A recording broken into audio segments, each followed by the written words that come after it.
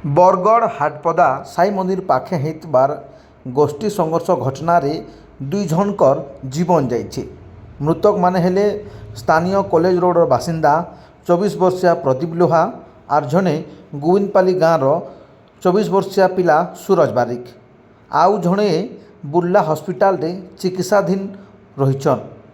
आपण मैंने जानिछन गला काली संध्यारे दुईटा गोष्ठी भितरे पहला बचसा होता घिचाटना होता तार परे गोष्ठी संघर्ष होता आउ ई जगार भुजाली रे आक्रमण भी होता जेंतिर वीडियो यहाँ सोशल मीडिया रे भाइराल भी होचे। आउ ई जगार पुलिस पहुँची करी आहत मान को उद्धार करथिला। पहला बरगढ़ रो टाउन हॉस्पिटल रे तांकू भर्ती करा जायतिला तार परे डाक्टर परामर्श क्रमे सेमानकू जिला मुख्य चिकित्सालय टुकुरला के पठा जायतिला। आउ सेनु राति रे डॉक्टर प्रदीप को मृत घोषणा करथिले आउ दुई जन के बुर्ला हॉस्पिटल के रेफर करा जायतिला। आउ से जगह रे सूरज कर भी मृत्यु हो जाइए। आउ जड़े बुर्ला हॉस्पिटल रे चिकित्साधीन अवस्था रे रहीचन तांकर भी अवस्था संकटापन्न रहितबार सूचना मिली। तो ई गलाकाली घटना पूरा बरगढ़ के चकित कर देइछे, समस्त को आचंबित कर देइछे। पूरा बीच रास्ता रे भुजाली रे आक्रमण होइछे आउ पब्लिक भी सेटा के समस्ते देखुतिले। समस्ते पूरा स्तब्ध हो जाइछन। से समय रे केही भी छड़ाबार के आके ना आसी आ समस्ते खाली गुटे जिनिस सेन वीडियो रे आसुचे जे नहीं मारो बोली पब्लिक कहूचन, किंतु जेन दुर्बृत्त माने रहीचन जेन माने भी अभियुक्त माने रहीचन बारंबार भुजाली रे इमान को आक्रमण करते लहू लोहाण करते। से जगार पूरा व्यापक मात्रा रे रकत भी पूरा पड़ीछे।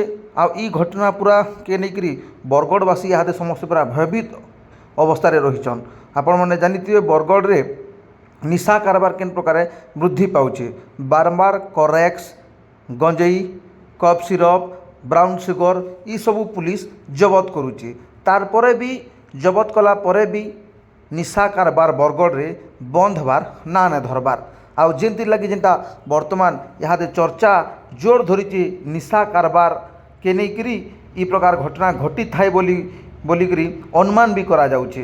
अलगा आड़े बरगढ़ रो एडिशनल एसपी कहिचन जे घटना के पुलिस गुरुतर सांगे नहींचे आउ तदंत जारी रही। केन माने घटना रे शामिल अछन सेमानकू पुलिस तदंत पर खूब जल्दी गिरफ्त करबा आउ ई घटनार पर्दाफाश करबा बोली बरगढ़ रो एडिशनल एसपी कहिचन। आसुन सुनमा काଣା कहउचन बरगढ़ रो एडिशनल एसपी। काली रातिर घटना कौन थिला आउ एबे पुलिस कौन पाखरे अपडेट रही किभली भाव रे स्थिति को समाधान करबा पे प्रयास करू। हमर देखंतु गोटे माने जो हाटवदा पड़ा आउ बेसी पड़ा किसी पिलांक भितरे तांकर बचसा हेतला आउ तांकर भितरे माने जो मारपीट भितरे माने तीन जन पिला कोन सीरियस थिले एवं सेमानको संगे संगे पुलिस रेस्क्यू करी जो ये को माने मेडिकल को पठेछि एवं ता भितरु माने मेडिकल व्हाइल अंडरगोइंग ट्रीटमेंट जड़े आमर जो खेदाबल्ली हॉस्पिटल जो अच्छी से जीवन मृत्युवरण कले बोली कि माने खबर थिला।